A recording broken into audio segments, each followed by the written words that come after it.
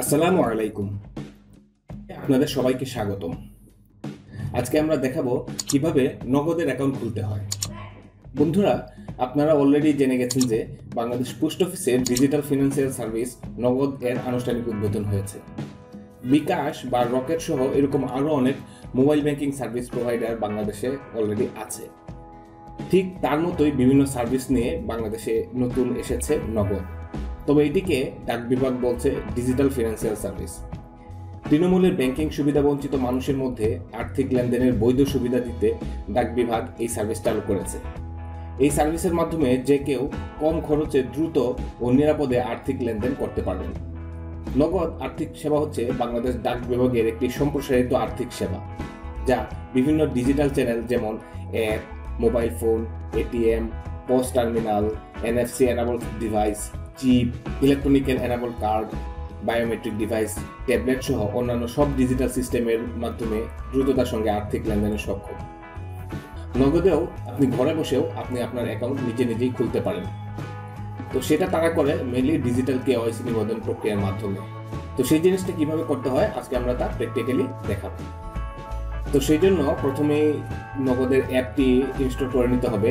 তো সেই জন্য যেতে হবে প্লে স্টোরে গিয়ে লিখতে হবে নগদ, NAGAD। নগদ লেখার পরে এই যে নগদের আইকন চিহ্নিত যে অপশনটি এসেছে, তখন এটিতে প্রেস করতে হবে। তো এটি ইনস্টলের জন্য এই যে ইনস্টল লেখা আছে এটিতে প্রেস করতে হবে। অ্যাপটি ডাউনলোড হচ্ছে, ডাউনলোড হয়ে অটোমেটিক্যালি ইনস্টল হয়ে যাবে। হ্যাঁ, ডাউনলোড হয়ে গিয়েছে। এখন দেখুন লেখা আছে ওপেন এবং আনইনস্টল। এখন ওপেনে প্রেস করতে হবে। হ্যাঁ, অ্যাপটি ওপেন হয়ে গিয়েছে। তো প্রথমেই স্বাগতম জানাচ্ছে। যাদের অলরেডি নগদ অ্যাকাউন্ট আছে তাদেরকে এই মোবাইল নাম্বার দিয়ে তারপরে লগ ইন করতে হবে। তো যেহেতু আজকে আমার অ্যাকাউন্ট নেই, তাই একটি নতুন নগদ অ্যাকাউন্ট করতে চাই। তো এই যে দেখুন এখানে লেখা আছে রেজিস্ট্রেশন করুন। এখন রেজিস্ট্রেশন করুন এটিতে প্রেস করতে হবে। রেজিস্ট্রেশনের জন্য আপনি এখান থেকে সরাসরি রেজিস্ট্রেশন করতে পারেন নিজে, অথবা রেজিস্ট্রেশন করতে আপনার মোবাইল ফোন, ছবি ও এনআইডি কপি সহ উদ্যোক্তা পয়েন্টে পরিদর্শন করুন। তো আমি যেহেতু ঘরে বসে করব, তো সেক্ষেত্রে এখানে আমি আমার মোবাইল নাম্বারটি লিখছি।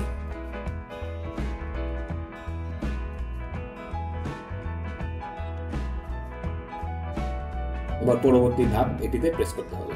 এবার অপারেটর সিলেক্ট করতে হবে যে আমার নাম্বারটি কোন মোবাইল অপারেটরে। এখানে দেওয়া আছে টেলিটক, গ্রামীণ ফোন, রবি, এয়ারটেল, বাংলালিংক। আমারটি যেহেতু গ্রামীণ ফোন, তাই গ্রামীণ ফোন সিলেক্ট করে নেক্সটে প্রেস করলাম।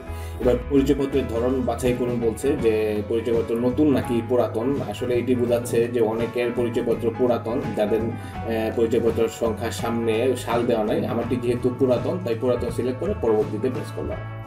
এখন আপনার জাতীয় পরিচয়পত্রের সামনের অংশটি ক্যামেরার সাহায্যে স্ক্যান করুন। স্ক্যান করুন বলতে আপনার কাছে স্ক্যান করা জাতীয় পরিচয়পত্র থাকলে এখানে আপলোড করার সিস্টেম নেই। সরাসরি আপনার জাতীয় পরিচয়পত্রটি সামনে রেখে ছবি তুলতে হবে। এই যে এখানে ক্যামেরার যে চিহ্নটি দেখতেছেন, এখানে গিয়ে আপনার জাতীয় পরিচয়পত্রের সামনের অংশটি এখন ছবি তুলতে হবে। এখন পিকচার্স এবং রেকর্ড করতে অ্যালাউ চাচ্ছে, আমি অ্যালাউ করে দিলাম। আমি আমার জাতীয় পরিচয়পত্রের ছবিটি তুলছি এখন।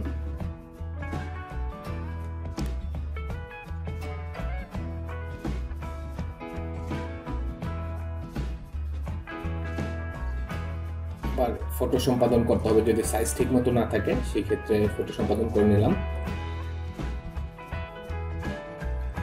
এবার ঠিক একইভাবে জাতীয় পরিচয়পত্রের পিছনের অংশটিও নিতে হবে।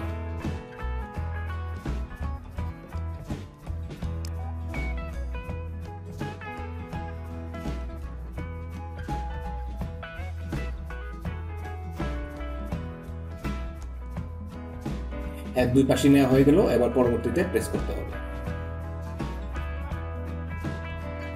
আইডি কার্ড প্রসেস করা হচ্ছে, অপেক্ষা করুন লেখা আছে।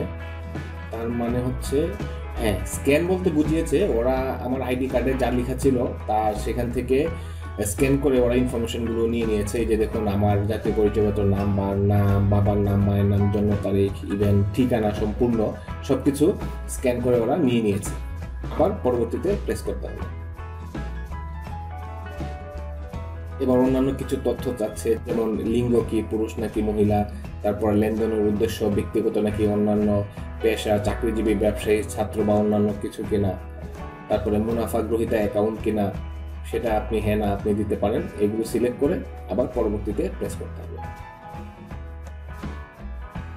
এখন ছবিও কোনো তোলা ছবি দেওয়া যাবে না, এখান থেকে একটি সেলফি তুলতে বলছে। এই যে ক্যামেরার চিহ্ন তো দেওয়া আছে, এখানে প্রেস করে তারপরে একটি সেলফি তুলে তারপর ওদেরকে আপলোড করতে হবে।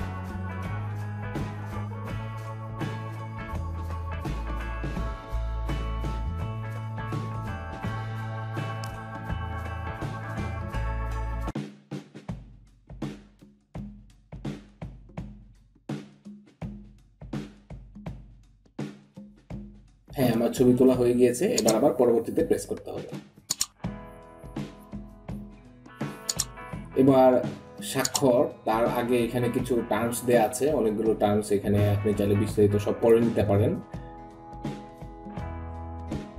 আমি নগদের শর্তাবলীর সাথে একমত, এটাতে মার্ক করে দিতে হবে এবং ঠিক এই জায়গাটাতে, এই বক্সের ভিতরে আঙ্গুল দিয়ে আপনার স্বাক্ষরটি দিতে হবে। এখন আবার পরবর্তীতে প্রেস করতে হবে। আপলোড স্ট্যাটাস, পরিচয়পত্র, 2 পাশ, ছবি, সিগনেচার সবগুলো আপলোড হয়ে গিয়েছে। এবার পরবর্তীতে প্রেস করতে হবে। আবার সব ইনফরমেশন এখানে দেখাচ্ছে, সামারি, সবগুলো চেক হবে। যদি কোনো ভুল থাকে তাহলে পূর্ববর্তী লেখা আছে, এখানে গিয়ে আপনি আবার কারেকশন করে নিয়ে আসতে পারেন, অথবা সব ঠিক থাকলে পরবর্তীতে প্রেস করবেন। এবার ওটিপি যাচাই করুন। ওটিপি মানে হচ্ছে ওয়ান টাইম পাসওয়ার্ড বা ওয়ান টাইম পিন। আমার যে মোবাইল নাম্বারটি দেয়া হয়েছে সেই নাম্বারে একটি মেসেজ পাঠাচ্ছে ওরা, সেই মেসেজে একটি নাম্বার যাবে, সেই পিনটি এখানে লিখতে হবে। যেহেতু এই ডিভাইসেই আমার সেই সিমটি অ্যাড করা আছে, তাই অটোমেটিক্যালি সেই পিনটি নিয়ে নিয়েছে। এবার রেজিস্ট্রেশনের জন্য একটি পিন নাম্বার সেট করতে বলছে। বিকাশের বা রকেটের যেমন একটি পিন নাম্বার থাকে যেটি দিয়ে অপারেট করা হয় অ্যাকাউন্ট, ঠিক সেরকম একটি 4 ডিজিটের পিন এখানে দিতে হবে। তারপর সাবমিটে প্রেস করতে হবে। পিন সেট হচ্ছে। হ্যাঁ, নগদ অ্যাপে স্বাগত। আপনার ডিভাইস নগদ অ্যাপ ব্যবহারের জন্য তৈরি। আপনার ভার্চুয়াল কার্ড নম্বর, ওরা একটি কার্ড নম্বর দিয়েছে, একটি মেসেজও এসছে। সেই মেসেজের ডিটেলস দেওয়া আছে, device registration request, mobile number, registration token, expiry date সব কিছু দেওয়া আছে সেই কার্ডটি, এবং সেই কার্ডের ভার্চুয়াল নাম্বারটি দেওয়া আছে। এখন আবার পরবর্তীতে প্রেস করতে হবে। হ্যাঁ, এবার টোটালি নগদ অ্যাপে চলে এসছে। এই যে সম্পূর্ণ বিস্তারিত দেওয়া আছে, বিকাশ বা রকেটের মতো মোটামুটি এরকম। এই যে ব্যালেন্স চেক করার জন্য প্রেস করলে আমার ব্যালেন্স 0 দেখাচ্ছে। তারপরে সেন্ড মানি, এখান থেকে সেন্ড মানি করে নিতে পারেন।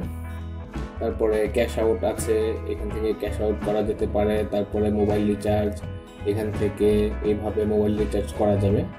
আমি জাস্ট অপশনগুলো দেখাচ্ছি। তারপর পেমেন্ট হিসেবে মার্চেন্ট পে এবং বিল পে আছে। দুটো ফিচারই খুব শীঘ্রই কার্যকর হতে যাচ্ছে ওরা বলছে। এবং অন্যান্য হিসাবে নগদ পেজ, ওয়েবসাইট, যোগাযোগ করুন, মিনিট ও খরচ, লিমিট ও খরচ দেওয়া আছে। তো লিমিট ও খরচে যদি যাই, তো এই খরচ এখানে দেওয়া আছে, আপনার বিস্তারিত দেখে নিন। এবার দৈনিক লিমিট, কোন সেবাতে কেমন লিমিট পার ডেতে, সেটা এখানে বিস্তারিত দেওয়া আছে, আপনারা দেখে নিন। এবার মাসিক লিমিট, এবার সীমার পরিমাণ দেখাচ্ছে এখানে, কোনটাতে কতটুকু সর্বনিম্ন পরিমাণ মানে ক্যাশ ইন করা যাবে একবারে, বা সর্বোচ্চ কতটুকু করা যাবে। এবার সেন্ড মানি, মোবাইল রিচার্জ এবং ক্যাশ আউট এগুলো দেওয়া আছে। এবং আপনি সর্বোচ্চ ব্যালেন্স একসাথে রাখতে পারবেন 1 লাখ টাকা, এর বেশি করা যাবে না। এবার আমি ব্যাকে চলে আসছি। এবার এই যে এখানে এটিতে প্রেস করলে এখানে আমার নগদ দেওয়া আছে। আমার নগদে এখানে আমার সম্পূর্ণ ইনফরমেশন দেওয়া আছে। সেই ক্ষেত্রে সবচেয়ে মজার যে বিষয়টা, স্টোর সন্ধান। আমরা অনেকেই জানি না কোথায় বিকাশের দোকান, কোথায় রকেটের দোকান পাওয়া যাবে, বাট এখান থেকে অ্যাপের মাধ্যমে আপনি জেনে নিতে পারেন নগদ উদ্যোক্তা পয়েন্ট কোথায় আছে। এই যে আমি এখানে প্রেস করলাম, এবার আমার লোকেশনটি অ্যাক্সেস চাচ্ছে। আমি আমার জিপিএসটি অন করে নিলাম, আমার এক্সাক্ট লোকেশনে নিয়ে আসছে।